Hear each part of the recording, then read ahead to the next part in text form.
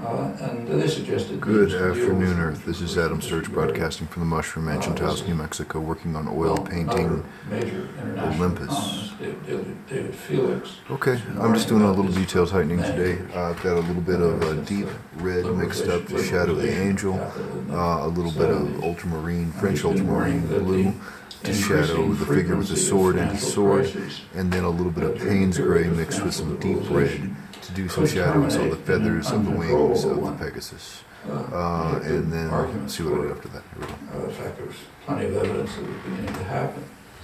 But these voices were unheard during the corporate-sponsored deregulatory rage, with, incidentally, the intellectual backing of theses about efficient markets and rational behavior that had no empirical basis, but were proclaimed with great confidence within the economics profession between every two market collapses. The minutes of the Federal Reserve, the U.S. Central Bank, which are released after 5 years. It's quite an open society. The U.S. You can learn a lot about what's going on. They've just released the 2007 transcripts, and they make interesting reading. 2007, the whole system was crashing. But here's a group of very distinguished economists and major banking system professionals. They couldn't see that the huge housing bubble, which is based on no economic fundamentals, by then it reached $8 trillion of meaningless paper money, that it was happening. There's nothing in the transcripts to recognize what's happening before their eyes. And there's a good reason. There's a religion. The religion is market fundamentalism. It preaches that markets are efficient and investors are rational. And so what's happening can't be happening. And so therefore we march ahead into the next disaster. Well, after the predicted disaster occurred, there were a few people who predicted it, leading economists, again, right in the mainstream, reported what they called an emerging consensus on the need for macroprudential supervision of financial markets. That is, paying attention to the general stability of the financial system and not only its individual parts. Two prominent international economists stated that there's a growing recognition that our financial system is running a doomsday cycle. Whenever it fails, we rely on lax money and fiscal policies to bail it out. This response teaches a lesson to the financial sector. Take large gambles, get paid handsomely, and don't worry about the costs, because they'll be paid by taxpayers. And the financial system is thus resurrected, they say, to gamble again and to fail again, worse each time. The official of the Bank of England, who's responsible for financial stability after the later crisis, described it as a doom loop. Well, there is legislation being considered in the United States. It's the so-called the Dodd-Frank bill. It's supposed to put Band-Aids on the sores to go very deep. But it's, as always, being whittled down by armies of corporate lobbyists who are not countered. There are no lobbyists for the public interest under RECT, just for the banks. And it's very unlikely that much will come of the legislation after they're done with it. So we'll march on to the next and probably even worse crisis. It's been a regular occurrence over the past 30 years, ever since Reagan in the United States. And none before, no crises before, because the New Deal regulations were in place, and there were capital controls on international financial flows up until 1970, incidentally under IMF rules, which still exist. It's now forgotten, but they are in fact being instituted again, most recently in Cyprus, to try to overcome the latest European catastrophe under the suicidal policies of austerity during stagnation, which fail miserably every time they're applied. Although failure is a misleading word because they work quite well for the designers of the policy. They just fail for the people, general people, and that's a significant fact. Actually, there's an interesting booklet that just came out in the United States, published by the Economics Policy Institute. It's the major source of regular economic data of the state of the economy and working people.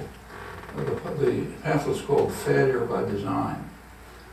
They review the policies of the past 30-odd years, the neoliberal period, and they review I won't give the data, they review what's familiar from what's happened to the public over this period.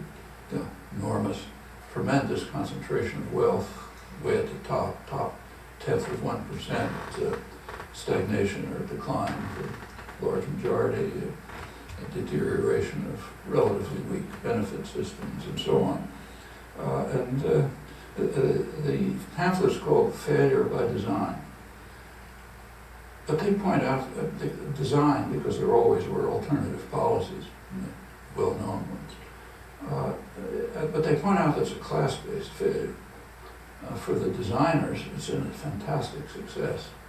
You know, they're richer than imaginable and doing better all the time. Every time there's disaster, they come out better. Corporate profits, for example, are at record highs in the United States. Corporations have so much money they don't know what to do with it. They don't invest it because there's no demand, but so they use it for financial speculation, and the banks are bigger and richer than before the crisis that they caused. So it's failure by design and class-based failure, and pretty much the same is true of Europe. Just be careful when people talk about these as failed or, as I just did, suicidal policies.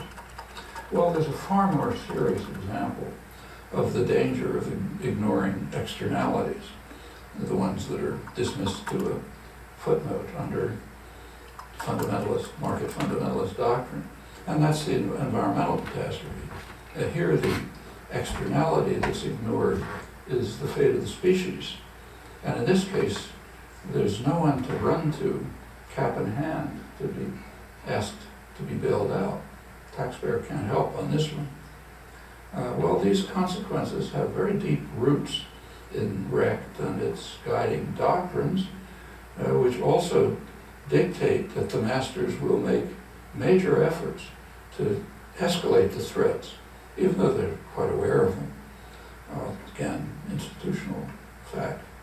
That's one reason, and not the only one, why it seems quite unlikely that civilization will survive Recht without serious blows. Well, if there are historians in the future, there may not be, but if there are, they're going to see they look back on this period, they're going to see a very strange phenomenon developing under our eyes. With eyes open, the world is marching towards serious disaster. No secret, eyes open, facts are there, read it in front of you. And there are, of course, efforts to counter it. They vary. And they vary in an interesting way. The most far-reaching efforts to counter the crisis are found in pre-industrial societies, what are called primitive societies, where they don't have the benefit of education. Indigenous societies, tribal societies, First Nations, and so on. And the most strenuous efforts to escalate the threats are in the most advanced, most educated, richest, and most powerful societies. So take the Western Hemisphere. Ecuador, which has a large indigenous population and is an oil producer, is undertaking efforts under the pressure of the indigenous population to get support from Europe, which they surely won't get, to leave the oil in the ground where it ought to be and turn to other forms of growth and development. That's the poor, uneducated, indigenous societies. Bolivia, which has an even bigger indigenous population, is way in the lead internationally in doing something about this. Then you go to the other extreme, up north, the United States and Canada, they're racing madly to try to get the crisis to be as rapid and as extreme as possible.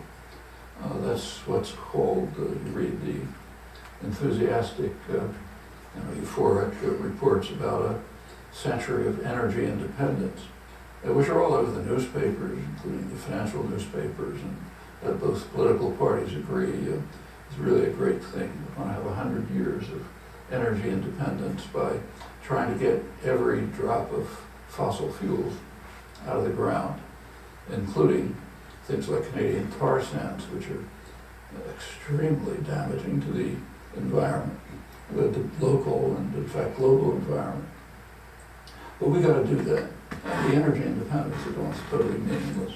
So we have to make sure that crisis is as quick and bad as possible. All of these euphoric discussions don't raise the question, what's the world going to look like in 100 years? That's somebody else's business. Within REC, you don't ask that question. Well, that's the scene that a future historian will see if there is one to look back. And it'll be a pretty striking one. And it's up to us, actually, to decide if that scenario is going to happen. It's very imminent. Thanks.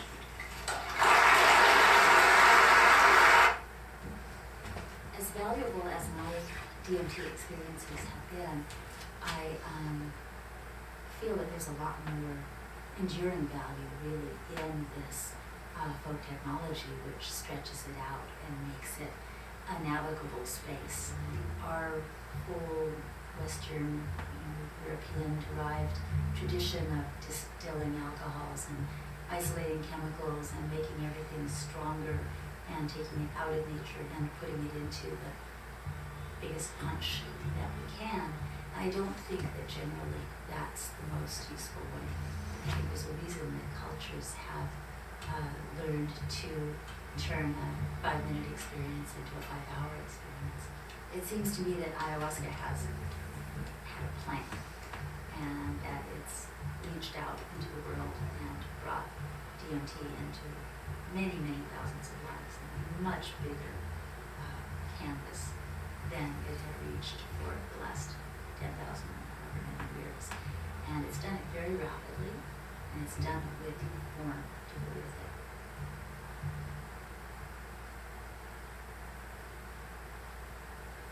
For anybody interested in that, that is Noam Chomsky's Can Civilization Survive?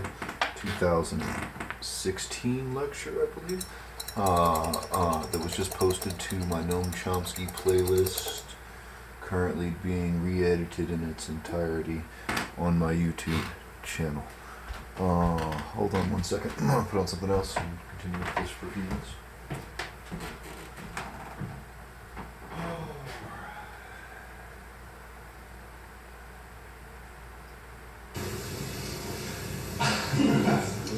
And I want to thank all the women who support me. I have wonderful support systems from women of all types who seem dedicated to the notion that Terence McKenna can always be improved. I'm extremely grateful for that. The frontiers are enormous in that dimension. Okay. What I want to talk about tonight is the notion or the idea of psychedelic society. When I spoke at Santa Barbara at the Psychedelics Conference, whenever it was, last May, a year ago, my contact lenses failed me at a critical point in my lecture, and I simply had to wing it. And later, when I played this tape back, I heard this phrase, psychedelic society, and I had never used it consciously in a lecture. But because I had said it, and because there had been a ripple of resonance to it from the crowd of people there, I began to think about it. And this evening I will just generally assess what it might mean for us.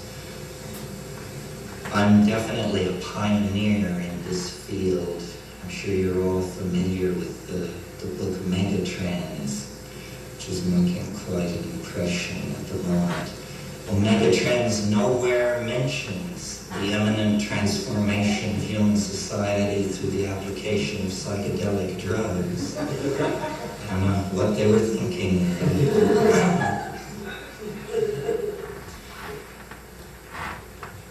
What I think a psychedelic society, what that notion means or applies to me in terms of ideology, is the idea of creating a society which always lives in the light of the mystery of being. In other words, that solutions should be displaced from the central role that they have had in social organization. And mysteries, irreducible mysteries, should be put in their place. The British enzymologist J.D.S. Haldane in the 1920s, in an essay, said, "The universe may not only be stranger than we suppose, it may be stranger than we can suppose." And I suggest to you that as we look back over human history, every pinnacle of civilization, whether it be Mayan or Greco-Roman or Sung dynasty, has believed that it was in possession of an accurate description of the cosmos and of man's relationship to it. This seems to go along with the full flowering of a civilization. But from the point of view of our present civilization, we regard all those conceptions as, at worst, quaint, at best, half right, and congratulate ourselves that our civilization at last has its finger on the real description of what is going on.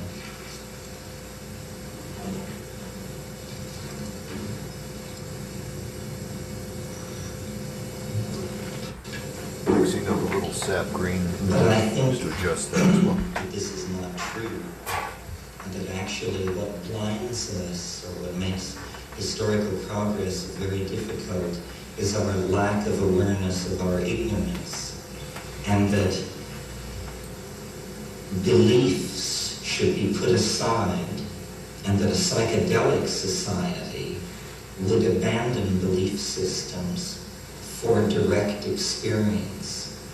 And this is, I think, much of the problem of the modern dilemma, is that direct experience has been discounted, and in its place all kinds of belief systems have been erected. I would prefer a kind of intellectual anarchy, where whatever was pragmatically applicable was brought to bear on any situation, but where belief was understood as a self-limiting function. Because you see, if you believe something, you're automatically precluded from believing its opposite, which means that a degree of your human freedom has been forfeited in the act of committing yourself to this belief. And I maintain that it's pointless to have beliefs, in a sense, because the universe really is stranger than we suppose. And what we need is a return to what in the 16th century was called the Baconian method, which means not the elaboration of fantastic thought constructs which explain, but merely a phenomenological cataloging of what we experience. Computer networks and psychedelic drugs and the increased availability of information in the world have actually made possible the evolution of new alien information states which never existed before. And we are processing these things, but at a very slow rate because we are hindered by ideology. Now, I mentioned in an earlier workshop this afternoon that Freudian models, Jungian models of the psychedelic experience, which saw it as somehow a stripping away of resistance and a revealing of complex and hidden emotions and motives and belief systems, has been replaced in the last 5 to 10 years with the shamanic model of hallucinogenic and shamanic experience. This model holds that archaic peoples have deputized special people to probe hidden information fields using psychedelic drugs, and that the information extracted from these information fields is then used to guide and direct the society.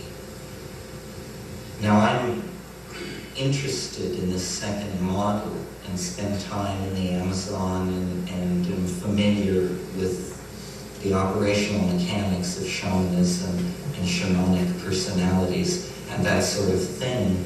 But I believe, actually, that the psychedelic experience looms larger than the institution of shamanism, and that we hold a unique opportunity, which is sort of the flip side of the culture crisis. Our ability to destroy ourselves is the mirror image of our ability to save ourselves.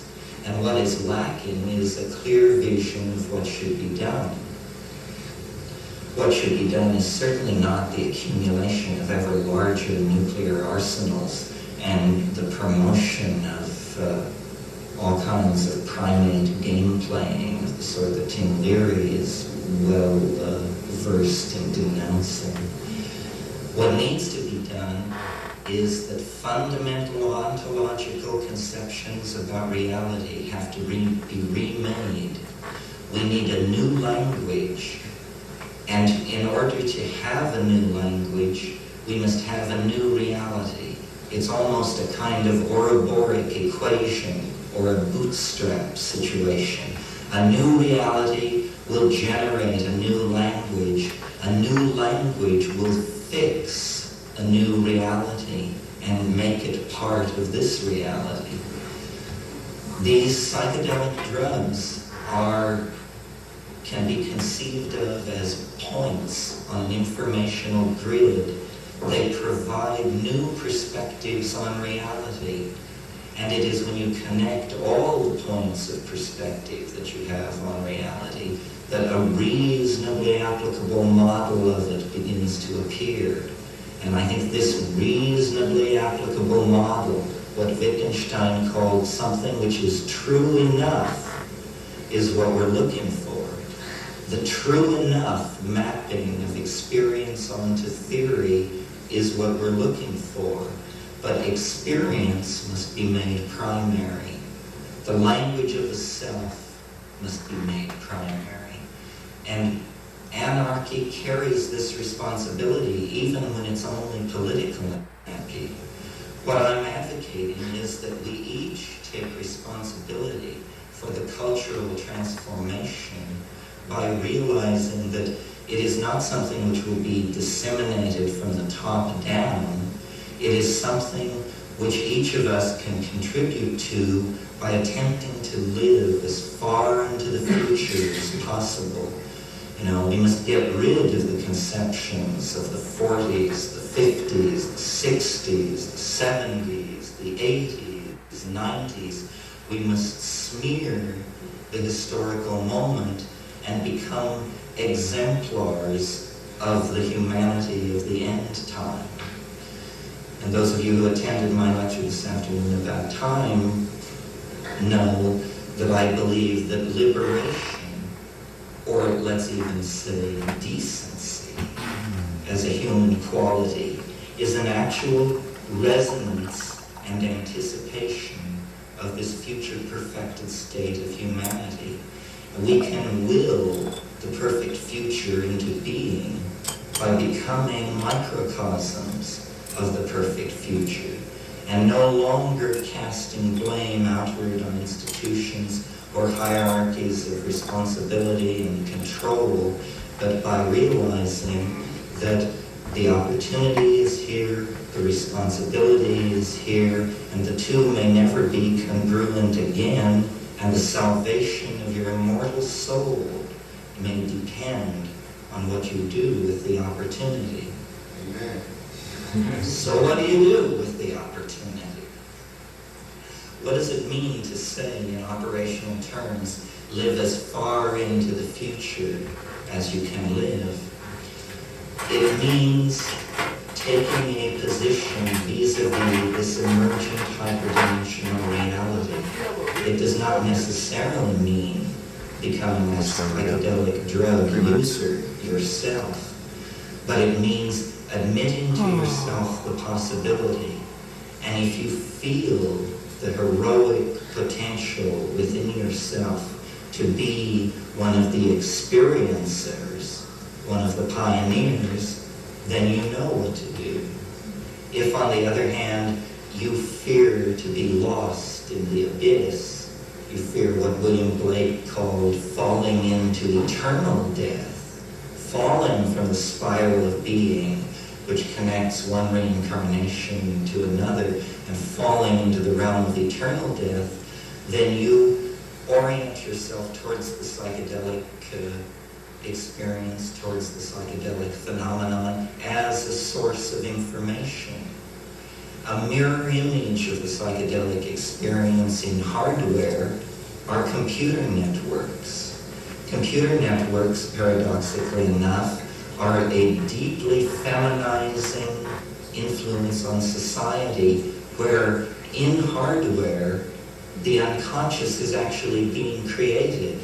It's as though we took the Platonic bon mot about how if God did not exist, man would invent him, and say, if the unconscious does not exist, humanity will invent it in the form of these vast networks. All right, that only leaves me with a couple of minutes left in this memory clip, but I think that gets all of the detail on the mythical scene, physically changed in the last 40,000 the primary part of years. the composition, The human type was tightened up as much as it needs to be before I start adjusting the shadows of the central portrait. So I think that's it for the moment. And we are shedding cultural adumbrations of our vision of the unitary mystery at a faster and faster So thank you rate for watching. as we That's try Adam to Sturch accommodate broadcasting ourselves from the and Mushroom mirror Mansion, Taos, New ourselves Mexico, to the working on mystery oil which painting lies ahead of Olympus. us in time, and which is throwing this vast shadow of fatedness back over the entire Have a good day, Earth. experience.